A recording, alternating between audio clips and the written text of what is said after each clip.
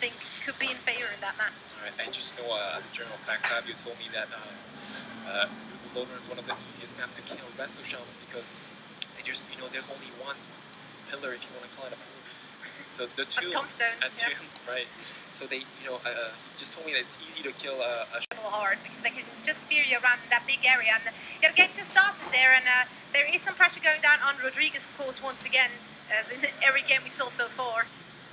And they're sitting in a fear with a UA right now. Already popped Goro to get that pressure up. There's the AMS. There's the Unholy Frenzy on Glyptic, not going to be able to get sheet for a little bit. And Drudenhouse taking a lot of damage. Like I said, they're going for the Shaman with a 50% HP. Yeah, there comes Dark Transformation, so nice, very nice ring from Rodriguez. He's going to get stuck. Another is stuck in that ring. You know, going to give some extra time to Drudenhouse, who was in a string lead. And, exactly. But he got behind the tombstone and was easily able to actually get himself back up there. And now pressure back onto Rodriguez, who is dropping really low, has to ice block. Exactly. And the pressure is back. They keep switching, He's the full deep on another who's going to sit it. Even though he had a trinket, 50% HP, has no AMS. There's the CS on Glyptic, but countered by AMZ. Yeah, no, they're doing good. Yeah, AMC coming up there, and Showtime didn't use any trinkets by now.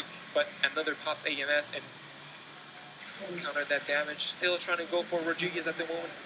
Another 50% HP was no major cooldown, has no trinket, no icebound, I think, and no AMS, no EMC. Yeah, let's see what Glyptic actually has to save him in case he gets pressured again, which is the case now. And Glyptic still has like nature's business. There's the full deep on another 50% HP, has no AMS, still dropping 40%. There's a huge heal. Death Coil onto. Death Coil on another, still kind of low, but he's going to put the pressure back up on Rodriguez.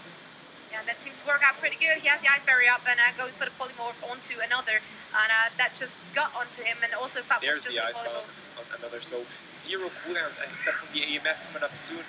There's the AMS. Drudenhouse takes a lot of damage there, just got Death Coil and is now back in the room there, and will his team be able to actually peel them off? Silence on Drudenhouse. Yeah. Spearlink just saved him, but look at Drudenhouse and Rodriguez's HP so low. How's he going to do with that immense pressure they're putting up right now?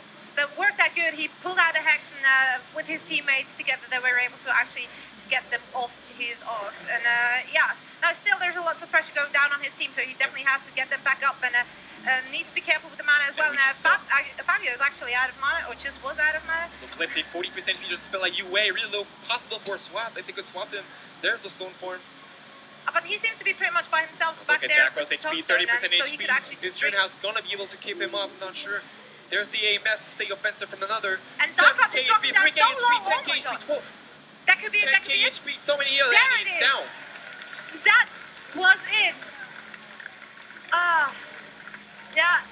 He just didn't get back into it after that one pressure onto Drudenhouse. Everything seemed a little bit out of that game, and Glyptic got his mana back up. And yeah, another and Fabio just keep on pressuring onto him, and Dakos, yeah, who had no port and was taking so much damage. Well, June has unfortunately no NS, no Spearlink to keep another Dakos up. Like he said, no port up, and just DK on a pop AMS, nothing he could do, and had to die. So yeah, it's going to be. If we look at the scoreboard, I mean, most of the damage done. Rodriguez got locked down quite a bit, so wasn't able to actually put as much damage out as the others really did. And yeah, that was just really well played still by Showtime, and that means they won. They got themselves those $15,000 here in the Battle.net Invitational, sponsored by Intel, Nvidia, and Steel Series. And we're not gonna waste time, and we're gonna go for the interviews with those guys. But first of all, I want to thank you for staying with me here and doing